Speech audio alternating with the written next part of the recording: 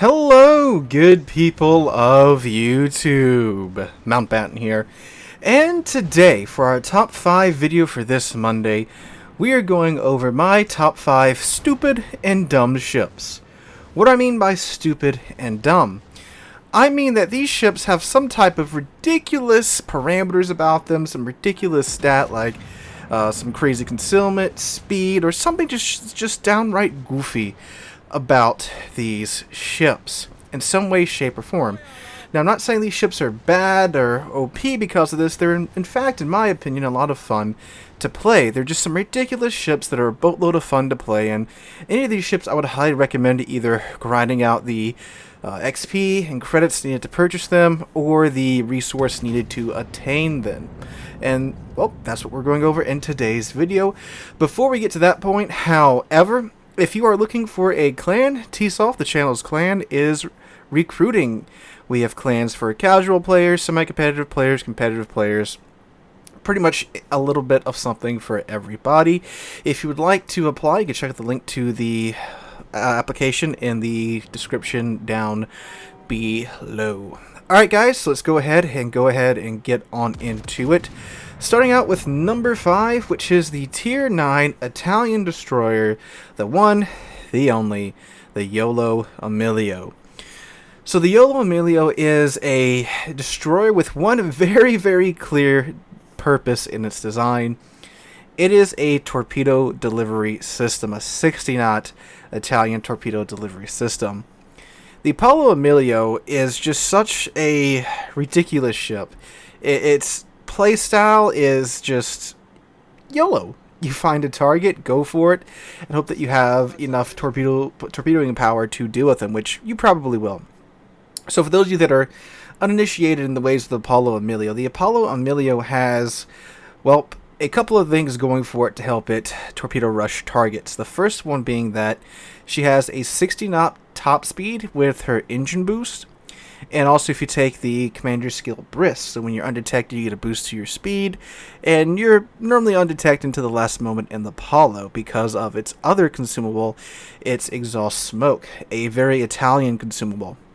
It's very convenient that the exhaust smoke and engine boost usually lasts, well, the exhaust smoke at least, usually lasts long enough for you to cover your detection range to the target, meaning that your detection range with Apollo is 7.2 kilometers with the commander and module build.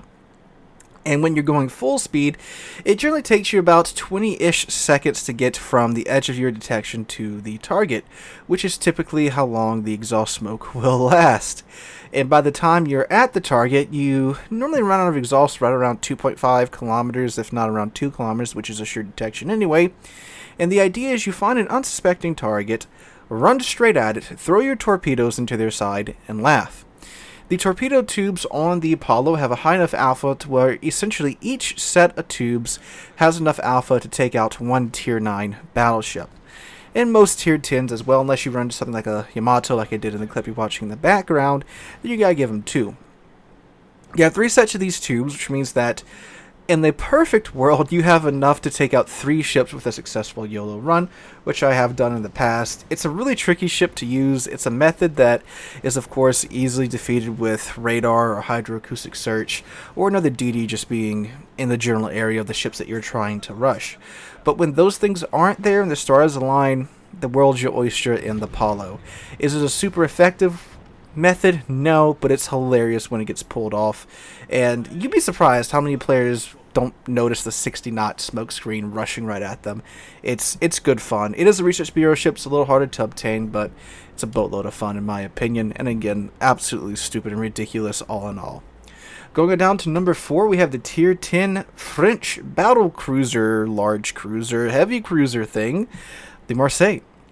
So the Marseille is one of the latest introductions into the is it a battle cruiser, is it a battleship class in the game. So the British got battle cruisers in the battleship slot, the Germans got battle cruisers in the battleship slot, the French got battle cruisers in the cruiser slot. I judging by, I'm guessing they're judging this call off the caliber of their guns. So the French battlecruiser line is kind of like a bunch of what if the Dunkirk design kept evolving, from my understanding of it. And the Marseille is the pinnacle and an absolutely ridiculous ship. So if you notice, first of all, her turret configuration is, of course, very odd. She kind of took the Nelson approach of having all guns in front of the superstructure. Now, in real life, this was done because the main armor belt of a warship would have to cover the vital portions of the ship, mainly the magazines of the ship. So if you have all three turrets in one location, you could have a much smaller armor belt. And that's the idea going on here. But throw on top of this turret setup the fact that you have quite accurate guns, in my opinion, in most cases, great AP, a reload booster on these guns too. You have a ship that is ridiculously fast and maneuverable, and you have a 3-minute engine boost on this ship. So this ship has amazing guns on a very maneuverable platform, which makes this ship for running down a flank, catching the side of enemy ships, and just throwing that amazing French AP into the broadsides of unsuspecting targets. Couple that with the fact that she does have a reload booster, and her HE is pretty darn good. You can also just bull rush DDs, because you do have Hydro. Find the DD, catch them in their smoke where they're trying to hide from you, and then hurry up and get 3 very quick salvos into the side of them, which will murder absolutely most DDs that you run into. And this ship is just so much fun. She's fun if you like the type of, you slap W, never let go gameplay style of some cruisers. You're always running around, running down a flank, bringing a target that's hard to hit.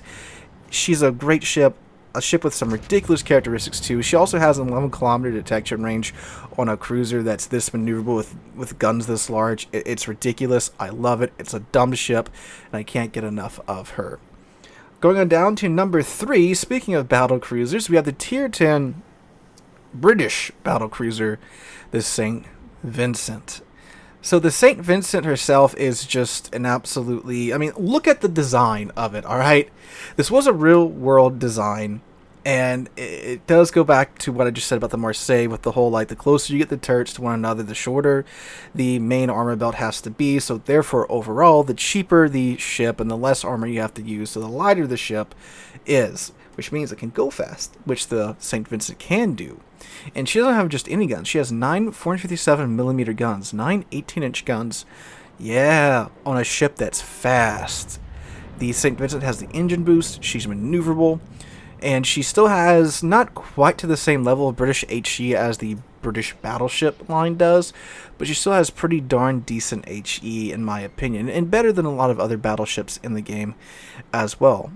Couple that with the fact that you can get the St. Vincent's reload time very, very close to 20 seconds, if not below 20 seconds in some situations, because you can take, if you want to be an absolute mad lad, you can take the, I can't recall the name of it right now, I think it's Fury. It's the commander skill where when you're on fire, your main battery guns get a reload boost, and then you can take the Fearless Brawler skill where when there's an enemy in your detection range, you get a reload boost. Then, of course, you can just take Adrenaline Rush on that, and then take the reload module on the St. Vincent.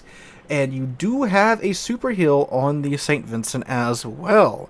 So she can kinda eat the damage and just have a crazy fast reload time while still having that super heal that she can fall back on 18-inch guns if you want to be a mad lad and take the psychotic St. Vincent build.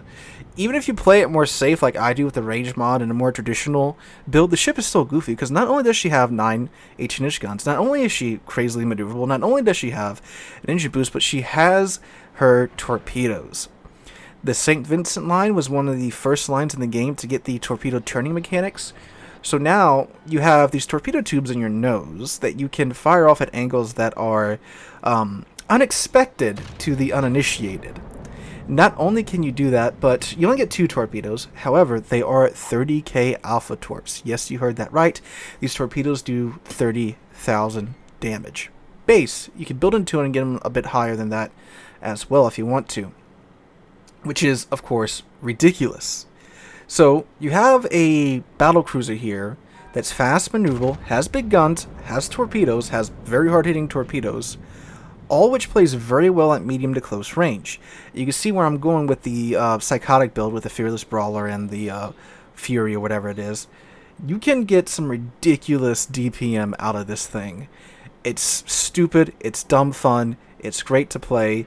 The line too is also like equally as silly all the way up and down the British Battlecruiser line. I don't know what the devs were on when they designed this line, but I am glad whatever it is they had. I'll gladly buy more for them for lines in the future. So going on down to number 2, we have the one, the only, the Austin, the American Tier 10 Light Cruiser with a funny button.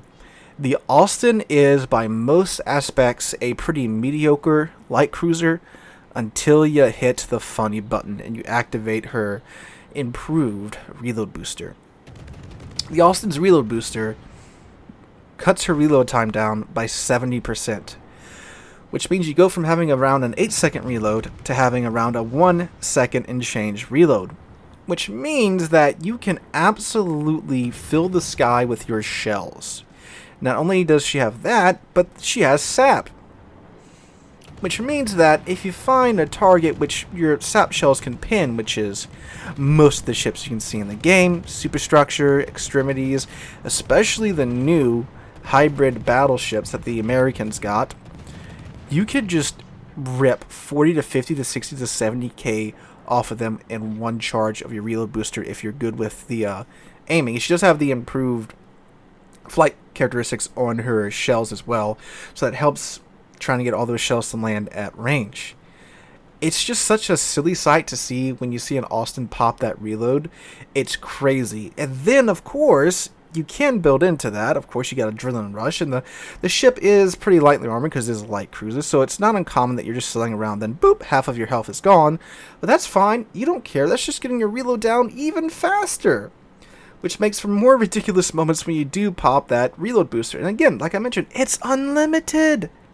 You have no limits on it. You can just keep using it all match. It's great. So, of course, DDs that get caught by this thing are essentially dead if you know how to aim halfway decently as well. Not to mention the ship, her armor belt is actually 32 millimeters thick, so you can bounce a fair bit off of it.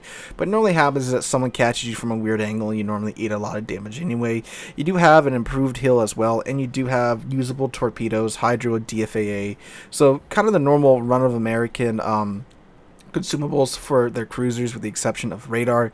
So she's a ton of fun. It's a ridiculous ship, a ship that's very fun to take out every now and then, especially if you get someone that just follows you around and gives you a smoke screen.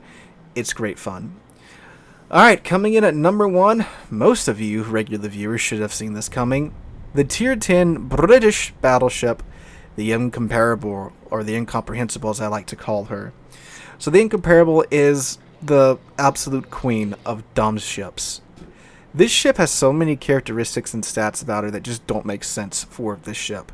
So if you look at her, she's a massive battle cruiser, alright? So she has an engine boost, so she's fast. She doesn't really have that much armor because it's a battle cruiser, which makes her nimble. She gets torpedoes, and the special thing about these torpedoes is that this is a battleship that can stealth torpedo. Yes, you heard that right. You can get your detection down to 10 kilometers and change in the Incomparable, which is dumb. It is so dumb. Why does this massive battle cruiser that's longer than a lot of Tier 10 ships have the detection range of a light cruiser? Not to mention, too, she has 6 20-inch guns. 20-inch guns! This ship is so stupid. She does have a super heal as well. Admittedly, she has a very low HP pool at 70,000 HP at Tier 10, which is also, of course, ridiculous. But I mean, hey, you gotta give something up for just how stupid this ship is. There's been so many cases where you could tell that when you're selling up to a battleship, they think they're being stalked by like a DD, alright? And then suddenly, no, it's not a DD. It's a battle cruiser with 20-inch guns that's now 10 kilometers away from you with torpedoes going full tilt with their speed boost so you can't outrun them. What are you going to do? You're going to perish. That's what you're going to do. The ship is absolutely ridiculous. It's just, I don't know, again, what they were on when they were doing this like British battle cruiser phase that wargaming was going through. It's like puberty, I guess, for them. But they managed to make a bunch of really fun, really goofy ships here that are just fun to play. Is the Incomparable great and competitive? Not really, because their guns are all not that accurate from my experience. But I mean, when you are in the right zone, which is like, you know, in somebody's face with your stupidly stealthy battle cruiser, it doesn't really matter at that point. But yeah, it's a goofy ship to take out. I love playing the thing. It's ridiculous. In random battles, at least, I usually do pretty well in her, even if I do have to play her more at longer range, like in the match in the background, just because of how the higher tier meta is these days. But yes, she's a fun ship, a goofy ship. Is a still ship, so she is pretty